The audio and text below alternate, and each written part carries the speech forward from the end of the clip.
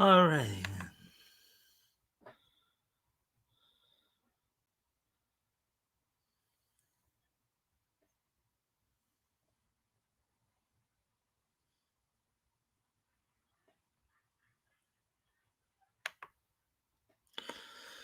All right. So I know Dave just checked in. It would appear that I'm the only one here right now. Maybe Dave is also in as well. So just gonna wait a few minutes to see some more people show up before we get started. Um, let's see. Let me see now.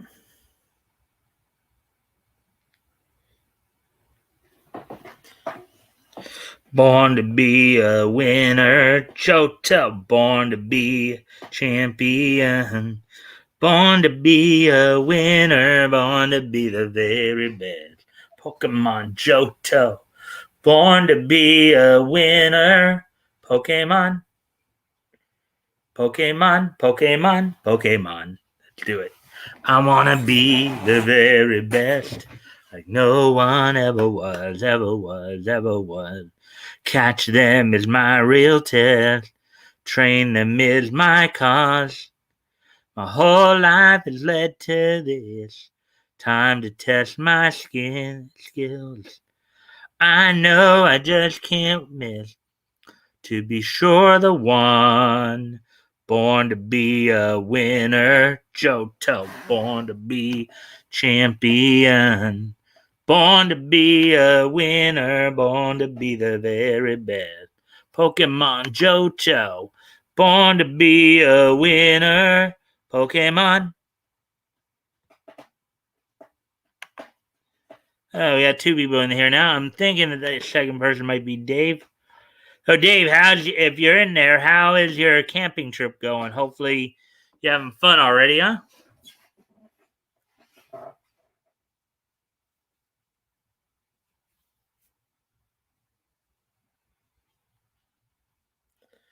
And if it's not Dave, hopefully, whoever if not Dave, if it is somebody else, indeed, hopefully you're having a good day as well.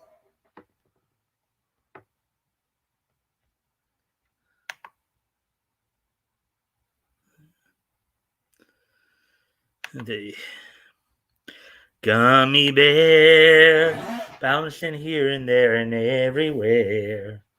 Find adventure that's beyond compare. They are the gummy bears. They are the gummy bears. Oh, now we have three people in here. Yay, three people. Hello. How's everybody doing tonight? Hopefully everybody's having a good day today.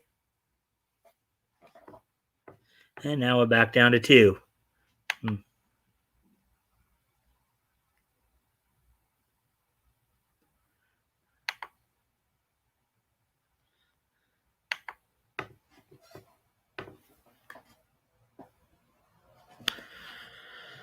All right, let's see now.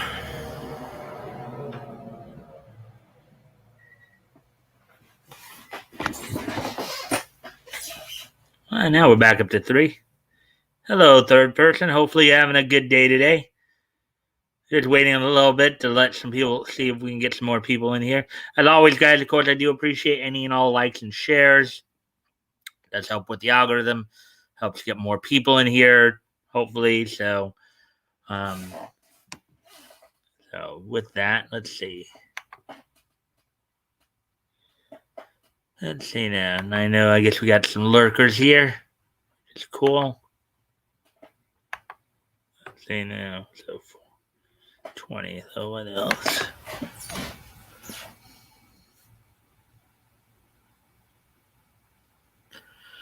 Let's see now. What else can we talk about?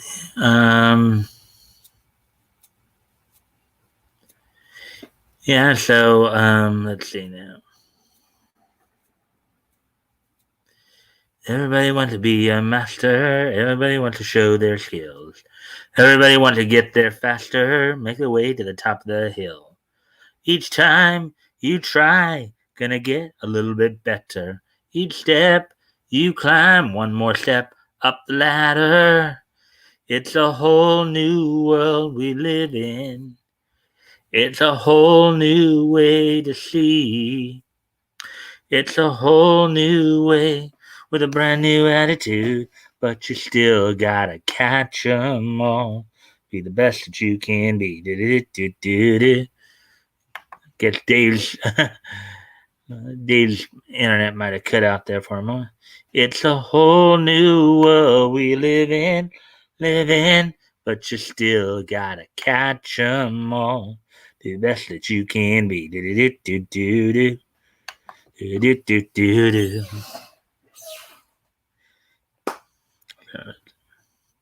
Pokemon Johto. Hey, Dave. Beautiful. Yep. Now we're getting some people in here. Looks like we have 5 people in here now. That's good. Well, at least according to StreamYard. All right. So, and we're back down to 2 again. And that counter goes wacky, doesn't it?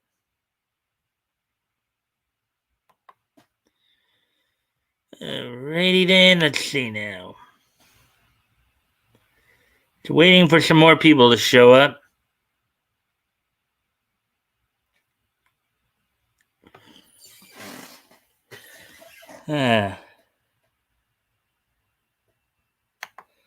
So many bugs. Yeah, well, that's the outdoors for you, my friend.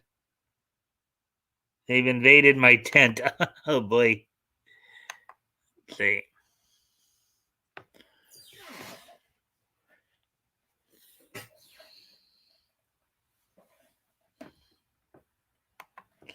It's a war of attrition. Yeah, sometimes it can be that way with bugs. Yeah, so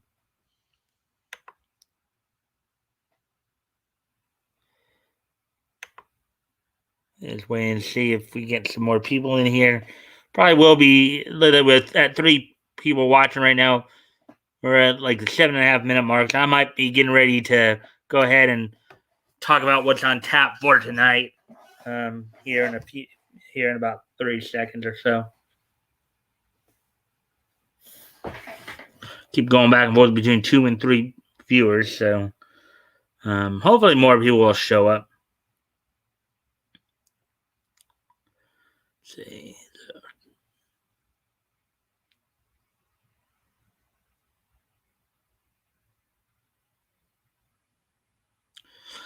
All right, well, it's the 8-minute mark, so I'm going to go ahead and kind of get started here by talking about what's on top of it. So we got 7 stories in total. One kind of more of a celebrity type news, a little bit of a sad news that I'll be starting off with. That does have some connections to, cartoons a little bit, classic television and cartoons. And then the other 6 are anime stories, all from CBR. So we'll be talking a little bit about the passing of Ed Asner this past Sunday. Also, some news came.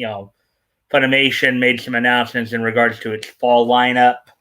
Studio Ghibli made an announcement in regards to Chainsaw Man. Lupin, the next part of Lupin the Third's made a recent release announcement. Let's see. Let me see. I know I had let's see. All right, talked about that or mention it. Some Gundam news. Some My Hero Academia news. And believe it or not, you may not believe this, but at one point, Jim Henson, known more for his work on the Muppets, actually had a manga back in the early 2000s. So we'll be talking a little bit about that as well. So, with all that being said, let's see now. I've only 3 people. We're coming up on 10 minutes, so we'll probably get started shortly here. So, fact, without any further ado, 3, 2, 1. Let's go. All right. So the first thing I want to talk about here, the first bit of news, I just found this out a couple days ago, but I didn't get to it yesterday, so I'll get to it now. This past Sunday, Ed Asner passed away at the age of 91. Ed Asner, probably most famous for his role as Lou Grant on the Mary Tyler Moore Show and the eponymously titled sequel to Mary Tyler Moore, Lou Grant. Aside from that, in the world of cartoons and animation, so that he lent his voice throughout, the latter part of his career throughout the 90s to a number of characters, including Hoggish Greedley of Captain Planet, J. Jonah Jameson from Spider-Man the Animated Series, Roland Daggett from Batman the Animated Series, A Corrupt Businessman. Let's see, and Hudson from. Hey Lola, welcome to the stream. I'm glad you're here.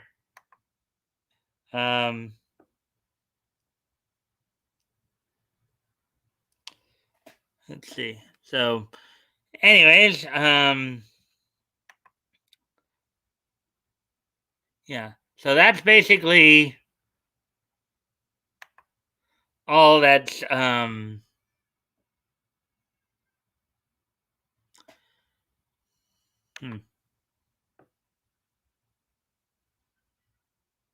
That's basically all that's oh wait, oh okay, yeah, anyways, let me just get my focus back here. Yeah, as I was mentioning, Ed Asner, Ed Asner passed away this past week. So now, granted, I know he was a hardcore liberal, but he was still a pretty good actor and voice actor. So I just want to give a moment of silence for his passing. He was 91 years old, passed away from natural causes. Again, he was the piggish, hoggish Greedley in Captain Planet and the Planeteers. He was the Spidey hating journalist in J. Jonah Jameson in Spider-Man the Animated Series.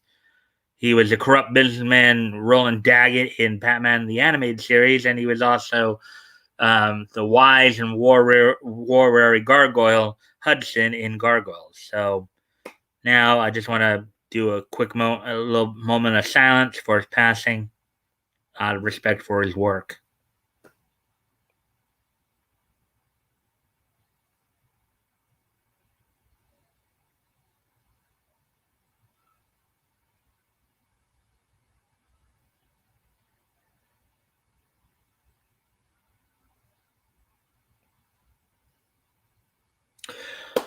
Okay, so with that being said, now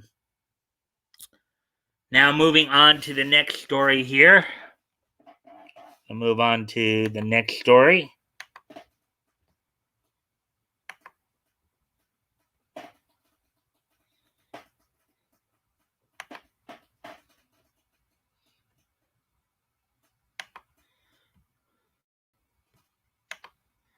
All right, so here we go with the next story here. All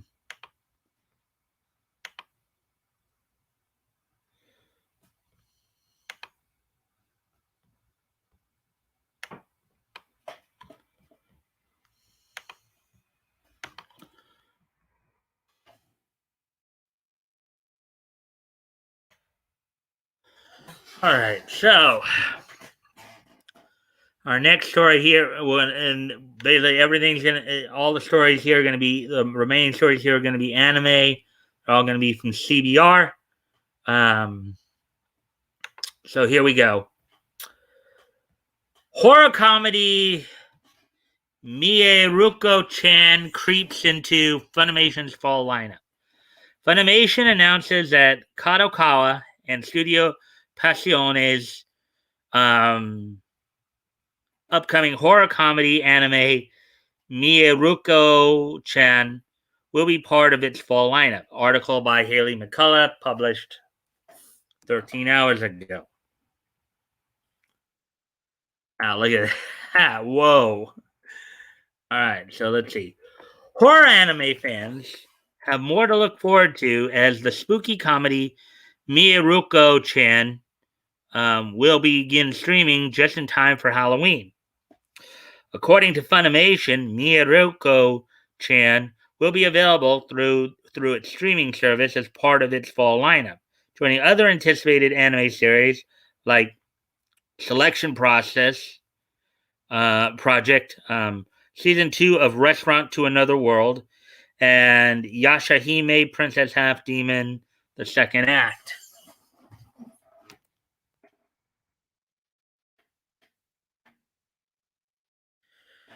The original Miyaruko-chan manga by Tomoki Izumi was first published online via Kadokawa's Comic Walker website in November 2018 and has so far produced 5 volumes. The story follows Miko Yotsuya, a high school student with the ability to see ghosts and spirits, as she tries her best to lead a normal life and ignore the horrifying apparitions.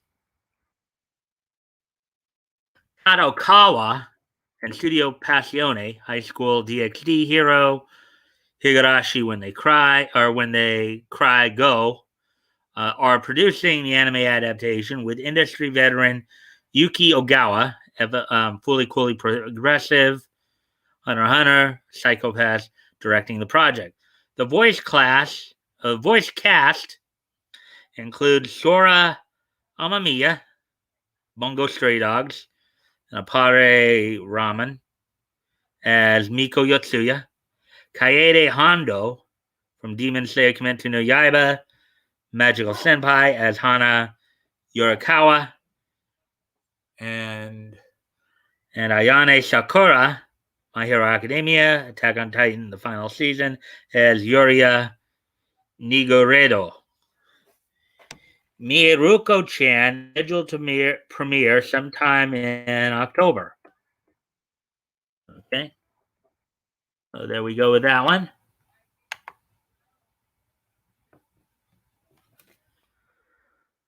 Let's see. Okay, and then he'll be the next one here.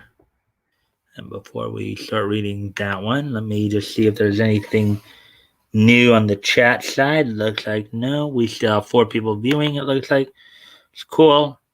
So,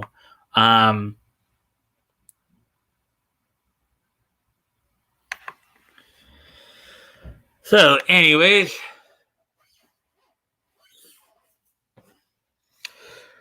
Chainsaw Man gets Studio Ghibli's approval. Let me just see. Let me double check the time here where we're at. And the thing about CBR is these stories tend to go a little quick. Now, granted, these are just release type stories. They're not like, not a lot of meat to them. Just simply just information about stuff coming out. But it's still good news, anyways. Positive news. If you're a fan of these properties.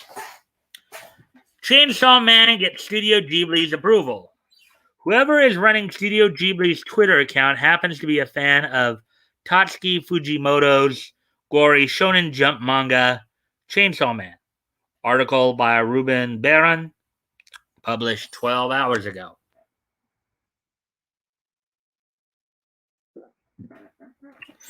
The R-rated ultra-violence of Chainsaw Man might be the last thing you'd associate with Studio Ghibli. But whoever's running Ghibli's Twitter account happens to be a fan of Tatsuki Fujimoto's Shonen Jump manga. The Twitter account at Nagayama Koharu, which claims to belong to, quote, third-year middle school student, unquote, who likes Fujimoto's series Fire Punch and Chainsaw Man, but is alleged to be connected to Fujimoto himself, tweeted about Goro Miyazaki's film Earwig and the Witch in a message that roughly translates to, quote, I saw Earwig and the Witch today. It was fun. It was so fun. I wanted it to keep going for another 40 minutes. Unquote. Studio Ghibli's account quote tweeted this message with a response translating to quote, "Thank you, Koharu-chan, and please give our regards to your older brother as well. Chainsaw Man was very good." Unquote. So apparently, this whoever is doing this, is the younger brother of the director of Chainsaw Man. So it's rare for Studio Ghibli to comment on anime and manga projects outside of its own. The studio's two living co-founders, the director Hayao Miyazaki and producer Toshio Suzuki, will sometimes discuss anime from other major auteurs they've collaborated with, such as Ghost in the Shell director Mamoru Oshii and Neon Genesis Evangelion creator Hideaki Anno. I mean, think about that. Those are some major powerhouses there. Studio Ghibli, um, Ghost in the Shell, Neon Genesis Evangelion. Those are some pretty major powerhouses right there that you're talking about. But in general, both men have been upfront about not keeping up with modern anime trends. In fact, Hayao Miyazaki's broad dismissals of the state of the anime industry have become something of a meme. In that context, Studio Ghibli giving out an endorsement of Chainsaw Man, which is set to receive an anime adaptation from Studio Mappa, is a big deal. Chainsaw Man tells the story of Denji, a poor teenager who hunts devils for the Yakuza to scrape by. To save his own life, he fuses with his devil dog, Denji, to become the half-devil Chainsaw Man, and is subsequently recruited by the government's public safety devil hunters. The manga has been praised for its incredible artwork, and Mappa looks to be aiming for the highest quality adaptation possible, even going so far as to promise better pay and benefits for the series animators, following several controversies about the working conditions on other Mappa anime. That's probably a good thing. You probably should do that with all your anime, dudes. Part one of the manga was completed last December, and part two currently in the works for Shonen Jump Plus. Earwig and the Witch is Studio Ghibli's first CG animated film and his first feature-length film since 2014's when Marnie Was There, directed by Goro Miyazaki and based on the book by Diana Wynne Jones. The movie received mostly negative reviews, but has found defenders within the anime industry, including Hayao Miyazaki himself. No release date has been announced yet for the Chainsaw Man anime. Earwig and the Witch is now available streaming on HBO Max. Alrighty then.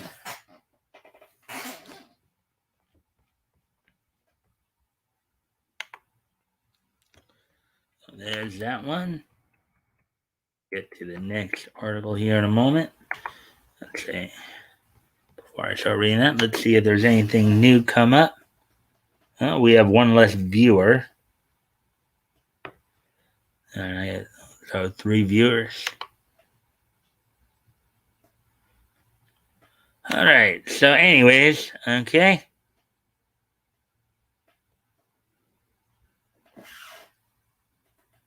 And 423, okay. Alright, so anyways, Gundam Tour video gives a closer look at the moving, life-size mecha.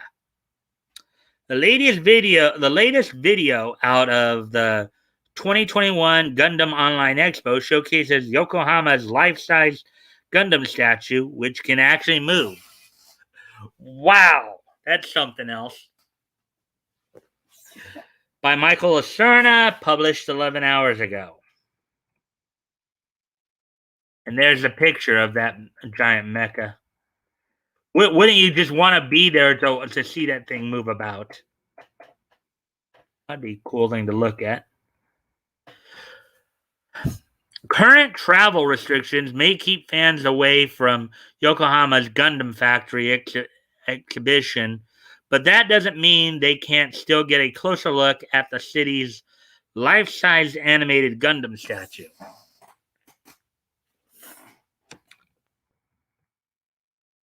The highly advanced recreation of the original RX-78 Gundam from the original 1979 Mobile Suit Gundam series is highlighted in the latest video to be released as part of Bandai's 2021 Gundam Online Expo.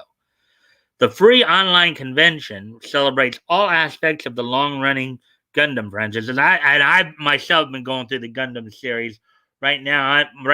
As part of my watching, I'm currently going through Age, Mobile Suit Gundam Age.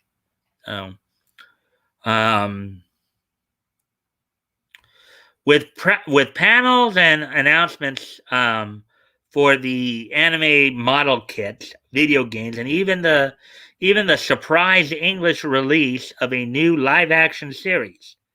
The event began on August 26th, which was, that was last week, I believe. That's last Thursday, in fact, and will run until September 6th, so this coming Monday. So, the expo kicked off with the release of 5 classic Gundam movies, which were all directed by series creator Yoshiyuki Tomino. 3 of those movies are a retelling of the original Gundam anime series, which introduced the now iconic RX-78 to the world.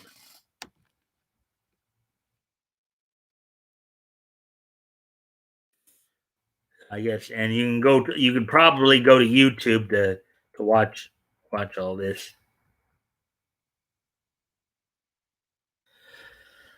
Unlike earlier life-size Gundam statues installed at other locations throughout Japan, Yokohama's RX-78 Gundam is equipped with massive animatronic machinery, meaning it's basically machinery that helps it to move, that allows it to move in place. The statue has been seen simulating a walk cycle, as well as taking many of the Gundam's most memorable poses from the original series. The statue's eyes, vents, and exhaust ports also light up. Oh, isn't that cool? So you're there, and now imagine if you were in Yokohama right there, right? You're walking by the statue, and it starts to move about. You start hearing all the cool noises and seeing all the cool lights and all that. That's got to be a sight to be seen, huh? That's got to be a sight to be seen right there.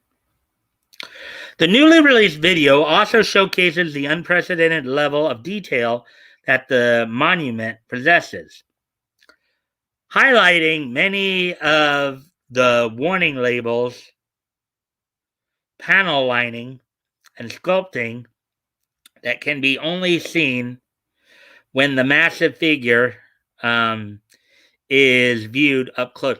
Now imagine that so that would be like going to South Dakota, right, where Mount Rushmore is, and all of a sudden, all the portraits of the presidents, Washington, Jefferson, Lincoln, and Teddy Roosevelt, all like coming to life, right, and start talking to you. Imagine that. That'd be something else. That would be something else. Let's see now.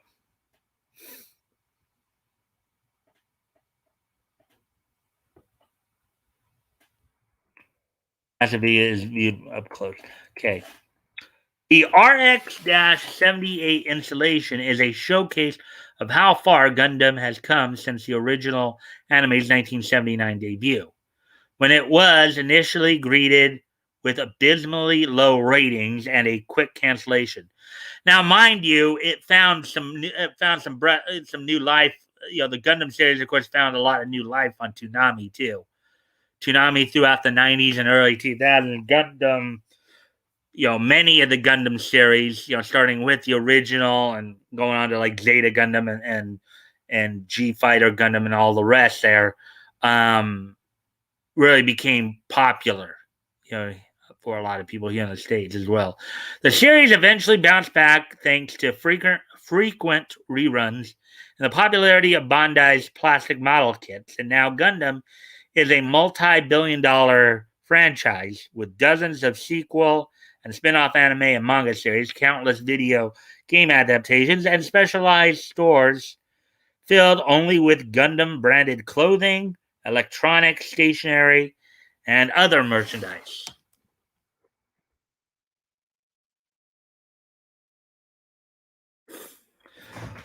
While not as advanced as Yokohama's installation, Tokyo's life size Gundam statue, which depicts the RX O unicorn from the newer Gundam UC anime, unicorn anime, um, recently garnered a lot of attention as it served as the backdrop for several events during this summer's 2020 Tokyo Olympic Games. The RX-0 doesn't have the full range of movement that the RX-78 statue has, but it is capable of fully transforming between the mobile suit's standard unicorn mode and its flashier destroy mode. That transformation was apparently enough to confuse the BBC as the British broadcaster drew the ire of giant robot fanboys. Oh, yeah, I remember hearing about this worldwide when it mislabeled the Gundam statue as one of Hasbro's Transformers during the coverage of the Olympics. Oh, yeah, I remember hearing about. I'm sure we all heard about that. That was kind of kooky. And that's it for that article. All right, so let me see now.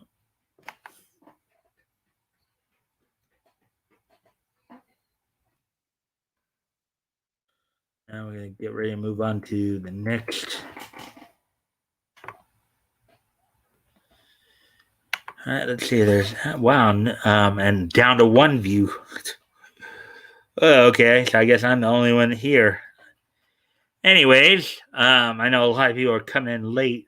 Anyways, so I'm gonna step away from the computer for a moment. I'll be right back.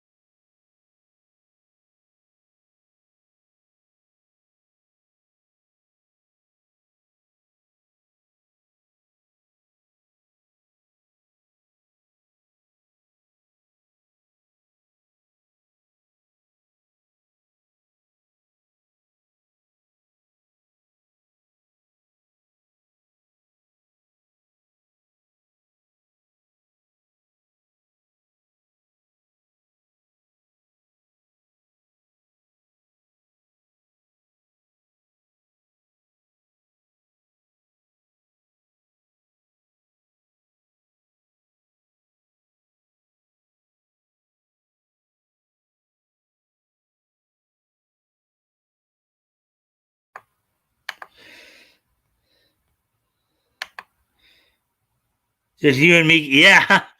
Yeah, Woody, it seemed that way. Yeah, glad you're here, man. Yeah, so I'm already like I had 7 stories and I'm kind of already halfway through them. Like got through 3 of them. You can always go back and watch the replay if you want catch up on some of the other stories I've done. I started off with Ed Asner's passing this past Sunday, and of course talked about the Gundam news, Funimation, and Studio Ghibli stuff. So yeah, we got 4 of 7 that week. So we're only at 37-minute mark.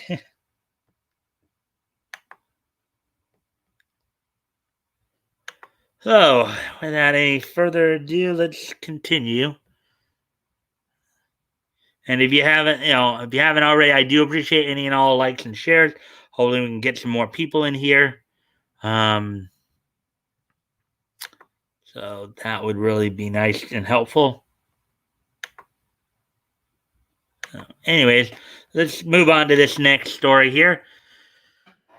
My Hero Academia artist pulls name from credits following animation changes. Artist Vincent Chansard asked to not be credited on the latest episode of My Hero Academia due to changes to their original layouts. Article by Michael Asner, published 7 hours ago. My Hero Academia animator Vincent Chansard reveals that they asked for their name to be taken off the credits after their layouts, rough animation, were significantly simplified in the final project. Spoilers for the current season of My Hero follow. Okay. Yeah, I wish I'd known that. I would not have included this in the. Let's see. So yeah. So unfortunately, well, all right, we'll skip that story then. I didn't know that there was. I didn't think that there would be spoilers, but I guess we can read through it because it's just more about the art than anything else. Punchard posted their draft of the scene, which features the face-changing villain Himeko Toga, to Twitter. Chansard's rough version of the scenes features substantially more complex camera movement and animation than what was seen in the final cut of the episode. The changes were substantial enough that Chansard asked to be left off of the credits for the episode. So he did not approve of the message, as it were. But the artist bears no ill will to the anime's production team. Quote, I was the one who asked to not be credited in the episode. I usually ask for it when I feel I am not in control over the quality of the final product. Unquote. Chansard wrote in a follow-up tweet, quote, it is absolutely not the fault of the very caring team who have treated me with a lot of respect and considering the circumstances, unquote. Twitter account at Sakuga Brazil posted a direct comparison of Chansard's rough animation versus the final product. We'll kind of skip past all that. In a later tweet, Chansard revealed that the production team behind the anime was, quote, working on it until it aired, unquote. Chansard also stated that they mostly agree with a Twitter thread posted by another artist with the username at Zrosader, which explained that these changes usually happen in animation production because of budgetary and time restrictions, and the final animators have to prioritize their efforts toward more pivotal scenes, which may appear in episodes closer to this current season's climax. Regardless of the reasons, some My Hero Academia fans have still expressed disappointment with the changes and are especially sensitive to the topic since an earlier episode of the anime also featured substantial changes to the original rough animation during a particularly gory scene. Even if some fans aren't happy with some of the aspects of the anime, the My Hero Academia franchise remains as popular as it's ever been. The most recent movie in the series, World Heroes Mission, has performed better in Japanese box office than any of the earlier movies in the franchise. The highly anticipated movie will make its international debut outside of Japan this fall, when Funimation will give the film a limited theatrical run in the United States, Canada, and the United Kingdom, Ireland, Australia, New Zealand, and South Africa. A theatrical release is also planned for Scandinavia, Mexico, Brazil, Chile, Colombia, and Peru at an unspecified later date.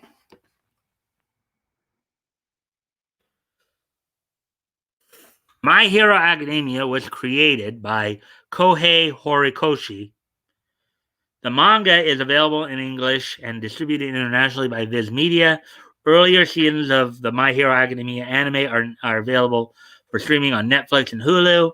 The entire series, including simulcast of the currently airing season, are available on both Crunchyroll and Funimation.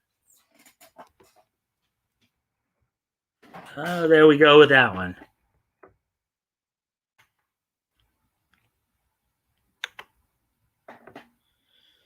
All right, so thank you guys for the likes and shares. Yeah. Anyway, so let's move on to the next article then.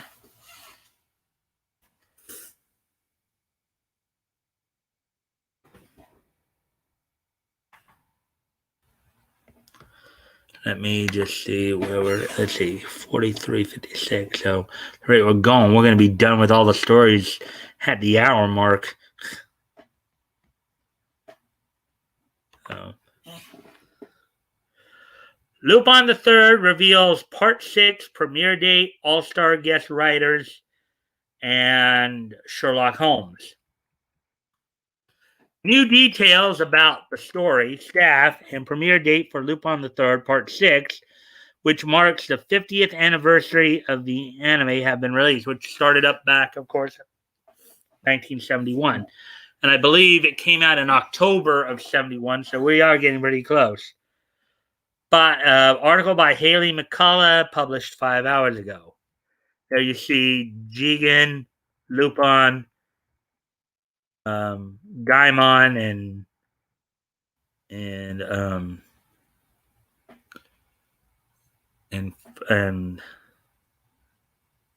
Fujiko. New details about the story, staff, and premiere date for Lupin the Third Part 6 have been revealed. According to Comic Natalie, the anime story will center around the concept of mysteries and will follow the infamous thief Lupin as he tries to find a treasure hidden by the Raven, an organization that secretly manipulates the British government behind the scenes. However, the Raven won't be the only foe Lupin and his allies encounter, as they will also face off against Sherlock Holmes himself. Wow, that's going to be interesting because Sherlock Holmes is based in the 19th century, late 19th century.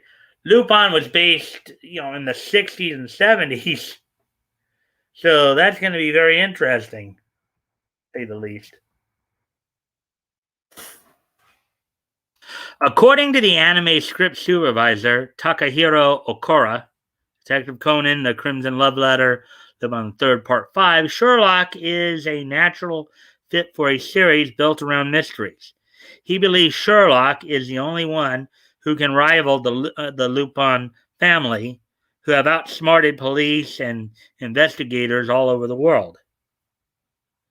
I wonder if this is like the real Sherlock, and somehow sent for him through via a time machine, or if this is like a clone or something like that. That would be an interesting thing to see.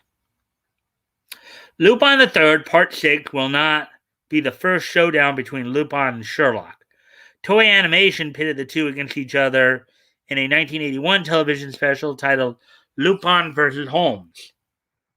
And I guess never got a dub. That's probably why maybe people don't know of it. Lupin the Third is one of the longest running anime manga franchises of all time. The original story by creator Monkey Punch premiered in Weekly Manga Action in August 1967. So even like 4 years, so 54 years ago was when the manga started up. Lupin the Third Part 6 commemorates the original anime's 50th anniversary, which happened in 1971. As such, an all-star group has been brought in to script the latest entry in the franchise, including the popular mystery writers Kanai Minato, Confession, and Taku Ashibe, Murder in the Red Chamber. Other writers include anime industry veterans Mamoru Oshii, Ghost in the Shell, Ghost in the Shell 2 Innocence, Gatchaman 2, and Masaki Tsuji, Astro Boy, Jungle Emperor Leo, Doraemon.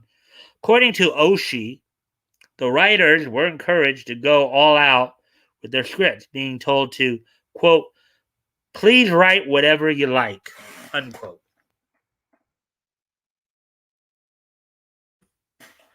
Moreover, many crew members from previous Lupin the Third projects are returning to contribute to Lupin the Third Part 6. For example, Hirotaka Marufuji, Lupin the Third Prison of the Past, Lupin the Third The Last Job, is one of the show's main character designs.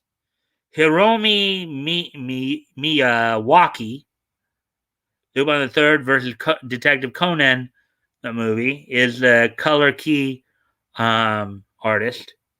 Masato Yoshitake, Lupin the Third Goodbye Partner, is overseeing the editing process.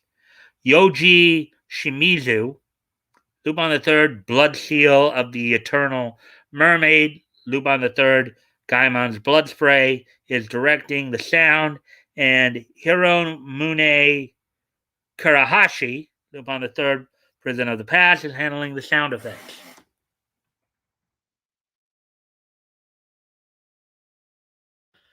Sentai Filmworks has licensed Lupin the Third Part 6 and will stream the anime through select digital outlets with a home video release to follow. The series is scheduled to premiere October 10th on Nippon TV and other NNS network.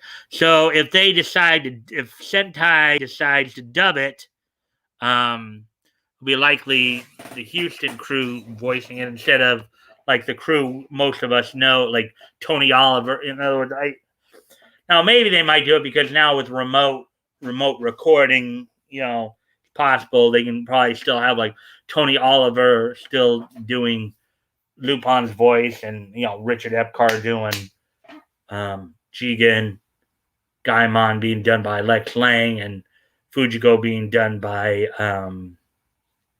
Wendy Lee. So,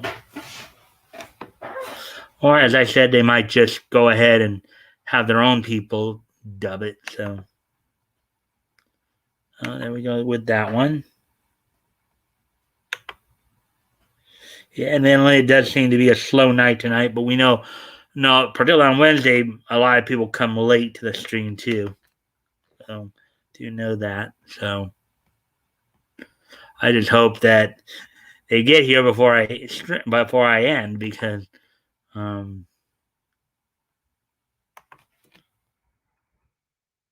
right, here's the last article of the night. Last main article.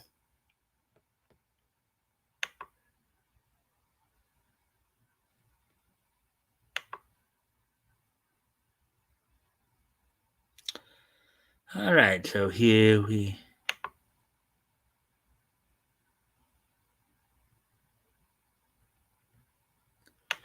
All right, so here we go.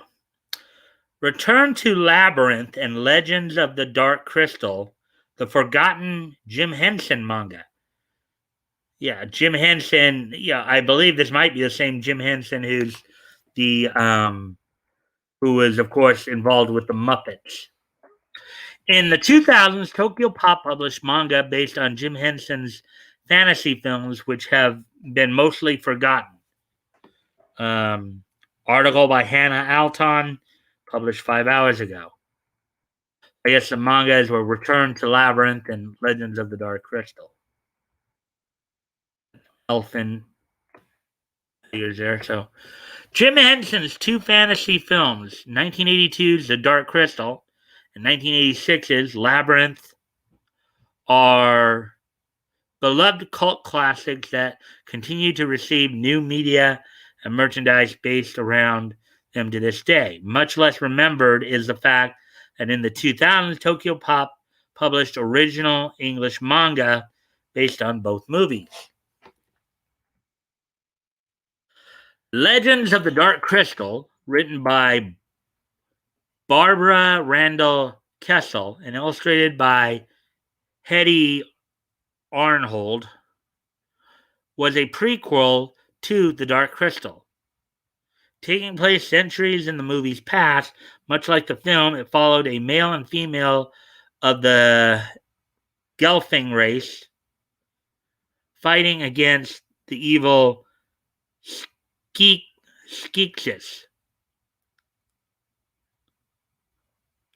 However, it takes place much earlier in the Skeeksis rule, before Gelflings were nearly extinct.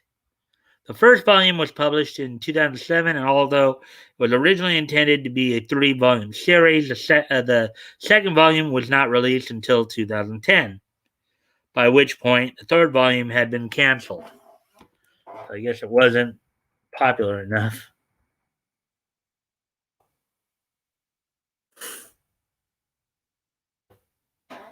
Give you my weapon, do with it as you wish.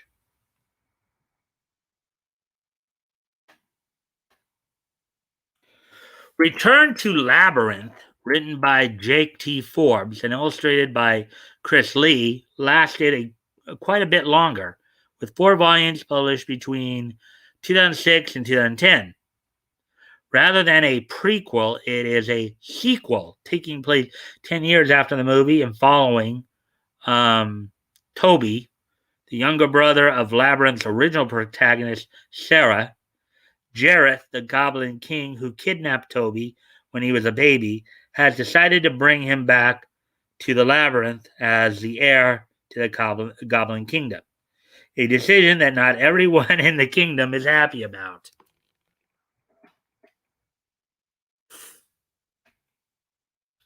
Despite the continued popularity of the original films, the Jim Henson manga are largely forgotten today. One probable reason for this is the lukewarm reception that Return to Labyrinth received both critics and fans. Readers didn't care for the underdeveloped new characters introduced in the manga, and many felt misled by the cover illustrations, which were much more lavish and detailed than the simpler, more Western-styled interior art.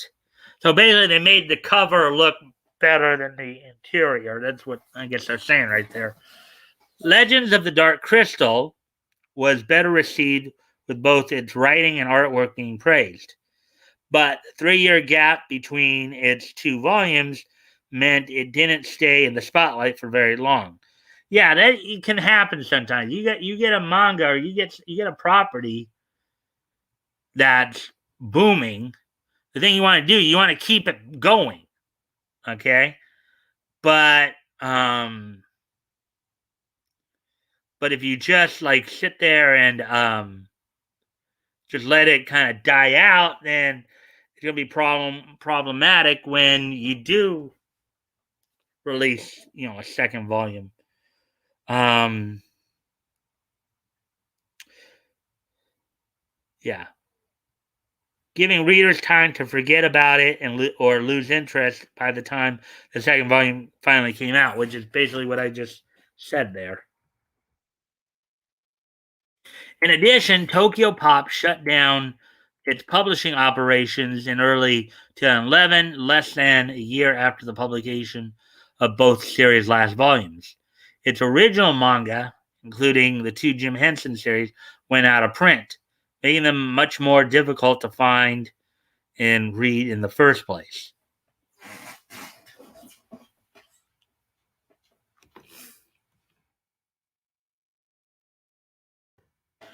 Given that Tokyo Pop resumed publishing manga in 2016, there is a chance that these manga may be reprinted one day.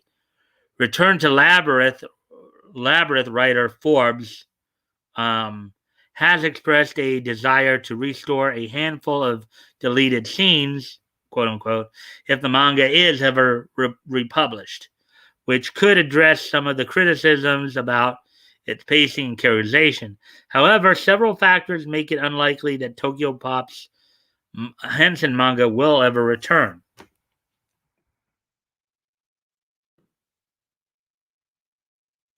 For one thing, multiple alternate prequels to The Dark Crystal have since been released in the form of comics published by Archaea, novels, and a Netflix series. Labyrinth has also received a prequel comment from Archaea and a movie sequel, which is unlikely to have much in common with Return.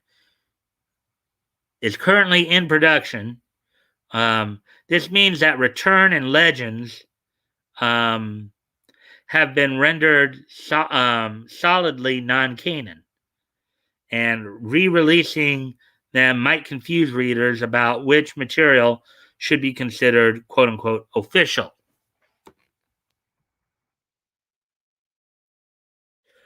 Jim Henson manga have largely been forgotten and are unlikely to return, but they make for an interesting look at the state of Henson's movie franchises in the 2000s. Original English language manga was at the height of popularity at the time. Yeah, I believe that's how Dark Horse built itself on, is basically publishing a lot of English versions of, classic, of manga and anime titles like Yojirobo and Ghost in the Shell, for example. Let's see. And the worlds of the films were just beginning to be expanded on in other media. Return and Legends are products of their time in more ways than one, but they were important first steps toward the future of their franchises. All right, so there we go. So that is all for that, and it looks like we got some more. We actually got some more people in now. Hey, ATC, I see that you're here. Let me see what you guys have been saying here. I pretty much have finished all the articles for tonight, the main articles. Let's see what you guys are saying here in the comments. Ben lurking. Oh, okay. Well, thanks for letting me know. Hi, lurking toys from Woody. How about Mike? Never watched The Dark Crystal. Yeah. Well, I guess when it first came out, I've never been a big movie person, and okay, so they're saying The Dark Crystal came out in '82, so I would have been like 6 going on 7, depending upon when the movie came out. I turned 7 in October of that year, so Skek sees and Gelfing. Okay. Guess that's how you pronounce it. Okay. Hey, Woody. I see meat cheeks in chat. Yeah, I kind of noticed that too. I was wondering about that because I saw the name Lola. I was, at first I thought, well, that might have been Lola from Tug Streams, but then when I got a nice winner of the Golden Globes award. Oh, oh, glad you're here, toys. Um,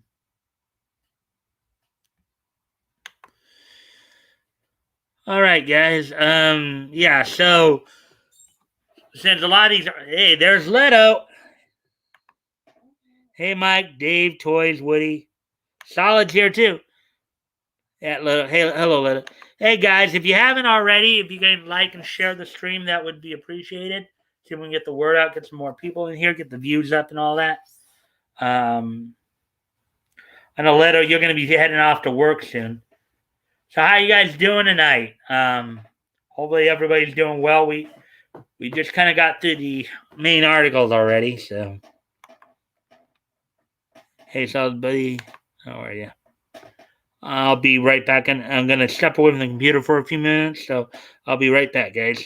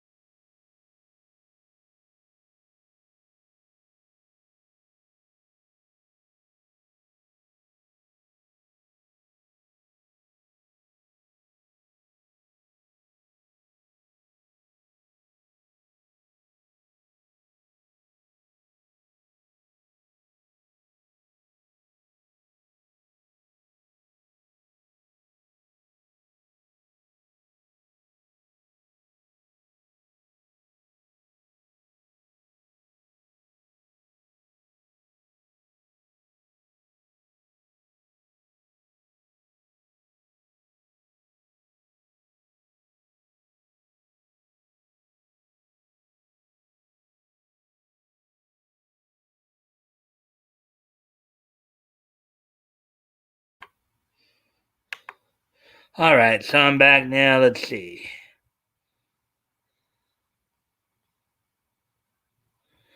Okay, it looks like you guys really had some conversations going.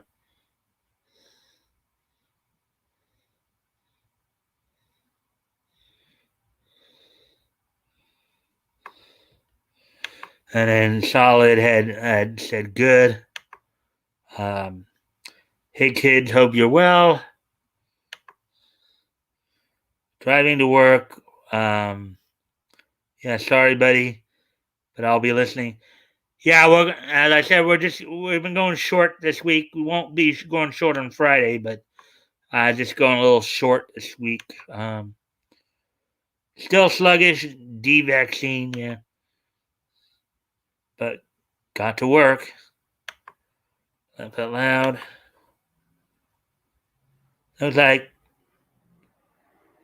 yeah, he's not. Yeah, I don't think that. I don't really think that account's really active anymore. And solid, we are trying to ignore him and the likes of him. Okay, I don't want to have to talk too much about it just because I don't want to give them fuel to keep doing what they're doing. So, all right, Mike, made a good show. Yep. Solid. So, Leto, how are you doing? Could be better, but I'll be fine. Toys, how have you been? Are you familiar with a person who appears strange with a name like Esme Anime? Yeah, I think I've seen them on some other streams. Let's see. I think she's been in Nick's. I think that person's been in Nick's streams. I think I've seen them in Tug streams as well. Maybe even y'all. I've seen that name before. Just being old. Yeah.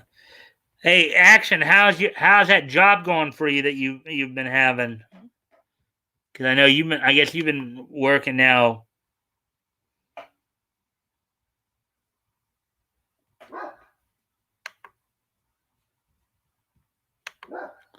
Excuse me a moment, guys. I gotta go take care of something here. Be right back.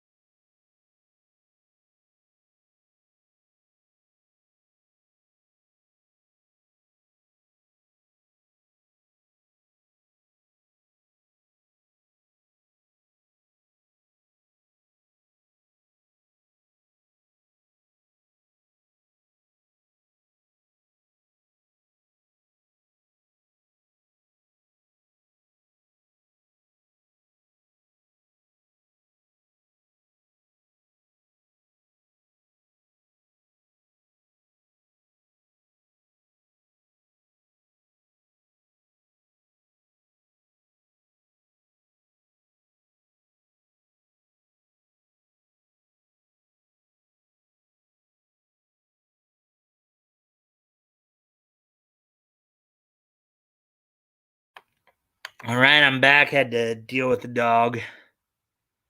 Let's see.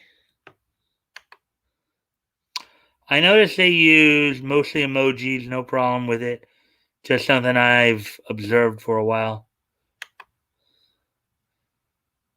Going good, not with the 4K bi-weekly though. Travel sucks too. Well, I'm glad you're here. But it's something like, yeah, I guess I can see that.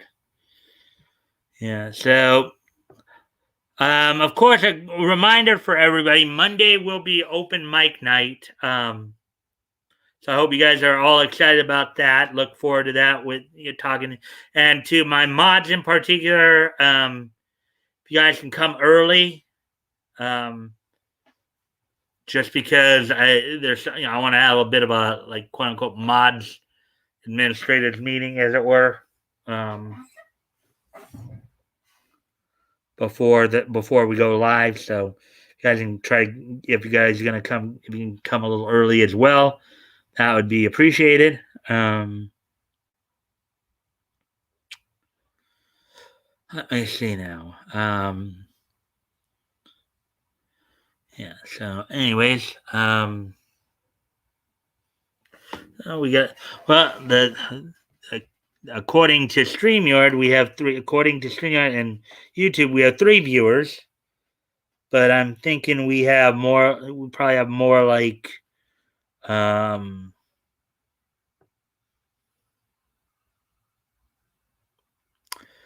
But I think we have more like oh, we have 4 viewers now. I think we had like 4 or 5 though, I would think. Well, one other thing I can go back and talk about a little bit, because I know a lot of you missed the first story I opened up with earlier. Um, Dave, I think, was the only one here when I touched upon this. I don't know if you guys had heard, but Ed Asner passed away this past Sunday at the age of 91. Um, Ed Asner was an actor slash voice actor.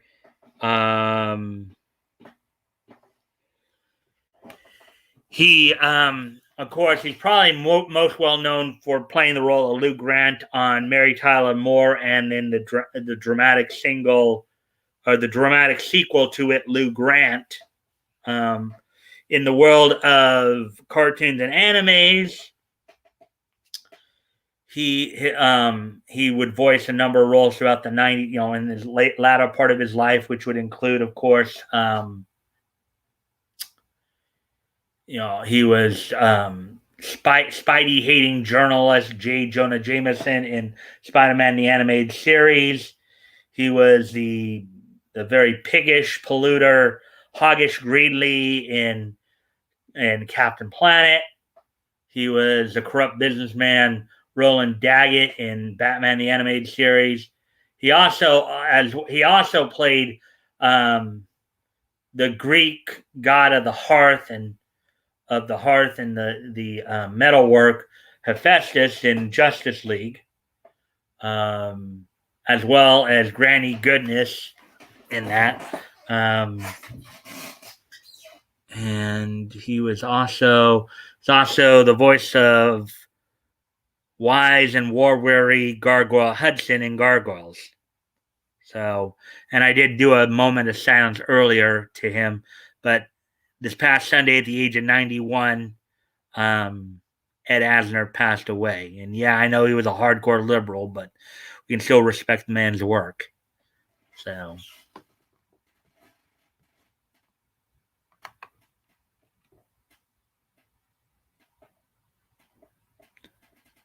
Oh, yeah. So, wonder if anybody.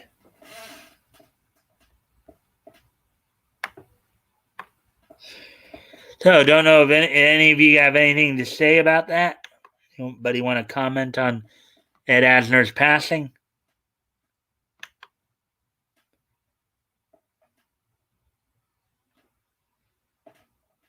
I would think at least Woody would want to probably say something, because he's probably seen more of Ed Asner's stuff than we have. Granted, I remember him, as I said, from his animated appearances, from voice work. But.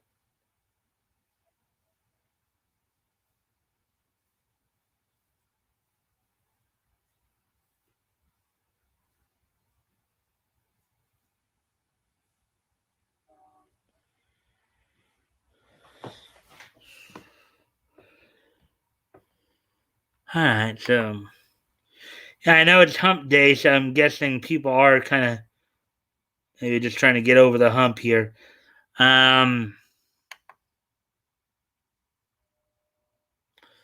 All right. So, anyways, a couple of announcements here. As I did mention, open mic night on Monday. Hopefully, you all will be here. And I asked, particularly the mods and the RIP. Okay. Well, at least Leto said RIP. Right. So hopefully you guys will be excited again for the open mic night on Monday. And I'm asking, of course, the mods to be here early so we can talk a bit before the stream. Also, don't forget, Friday, Batco and I will be heading into April of 1938 as we will look to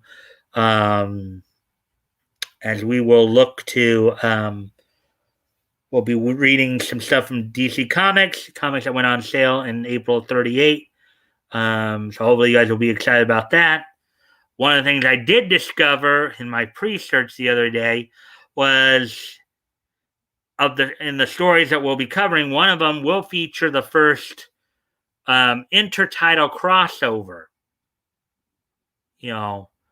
for DC. So I'm looking forward to reading that story in particular. There's some other interesting stories too. But hopefully we'll be looking at all that. And with that, now at an hour and 18, I think I'm going to start wrapping this up unless there's anything more you guys want to talk about or anything you guys want to bring up before we wrap up.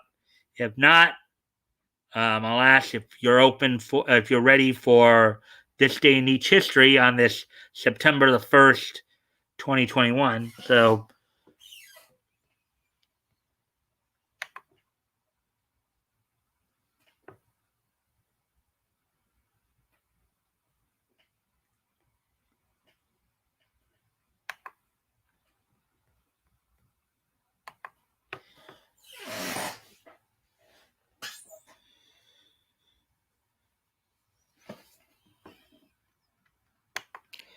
yeah, neat it up, Mike. Okay. All right, I think I'll do that then. So today being September, let me just refresh my memory here on what's going on all here.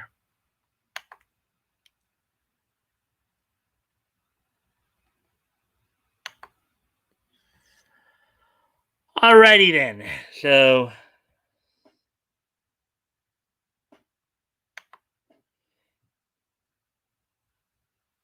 80 Pickle hasn't. Yeah, I've noticed that too. I hope everything's all right.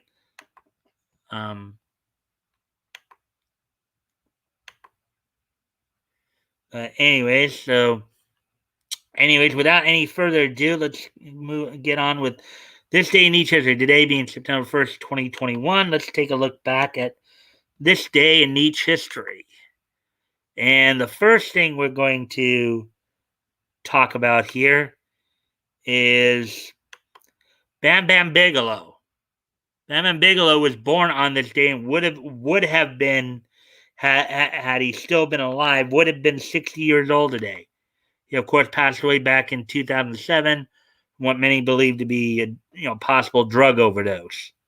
Bam Bam, of course, was a former two-time WCW World Tag Team Champion, as well as being a former ECW World Heavyweight and World Television Tag Team Champion.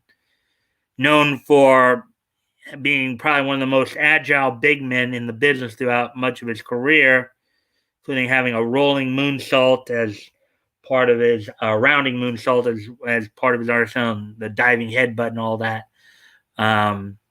So on this date back in 1961, Bam Bam Bigelow was born into this world. He would have been 60 years old today had he still been alive. And 1961 is just so nice that we're gonna hit it twice. As then that, of course, saying Nietzsche. Okay, this is what we're doing.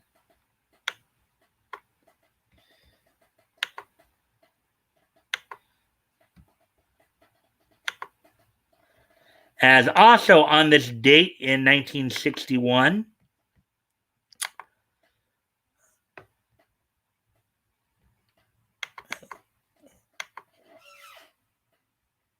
tattoos on his. Yep, he was known for that too, Woody. He had all those tattoos all over his body, particularly his head. That's, I think, what one of the other things most people, remember him for is all those tattoos. But anyways, as I said, 1961 is just so nice that we're gonna hit it twice. As on this date in 1961 as well, Rankin-Bass's Tales of the Wizard of Oz premiered on this date in syndication. Rankin-Bass's Tales of the Wizard of Oz premiered in syndication on this date back in 1961, which was 60 years ago today. So, as some of you may know, Rankin-Bass was kind of another, known more for their Christmas specials than anything else, but also had a hand in, of course, the Thundercats series of the 80s and Silverhawks. But on this date back in 1961, in syndication, premiered Tales of the Wizard of Oz from them. So,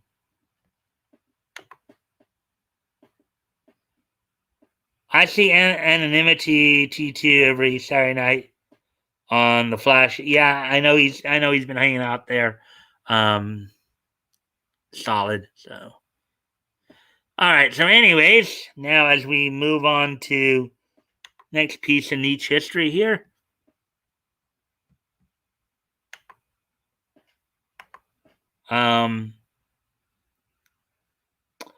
So on this date in 2006, 15 years ago today, Production IG's Ghost in the Shell standalone complex solid state society. Well, I should probably share that. So let's try this again here so I can find it. Okay, as I said, on this date in 2006, 15 years ago today, Ghost in the Shell standalone complex solid state society premiered in theaters on this date 15 years ago today, back in 2006. On this date back in 2006, Ghost in the Shell solid state society premiered in Japan and Japanese theaters on this date. And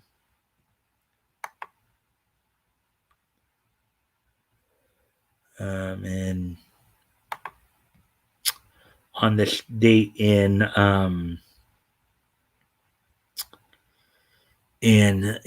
2006. So, anyways, okay. So, last but not least,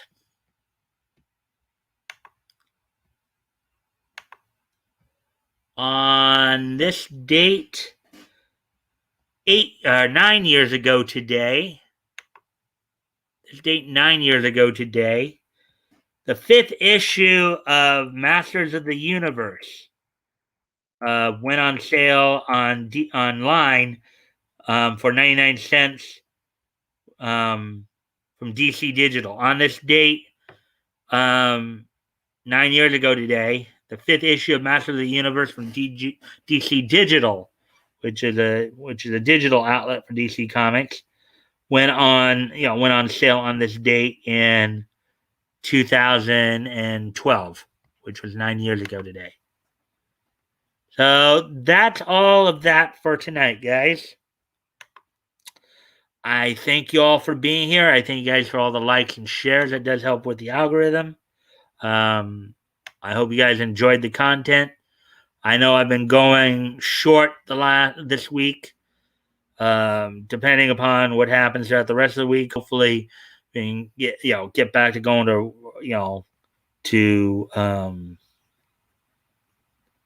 and get back to going like the full 2 hours. Hopefully the storm we went through is finally over. Yeah.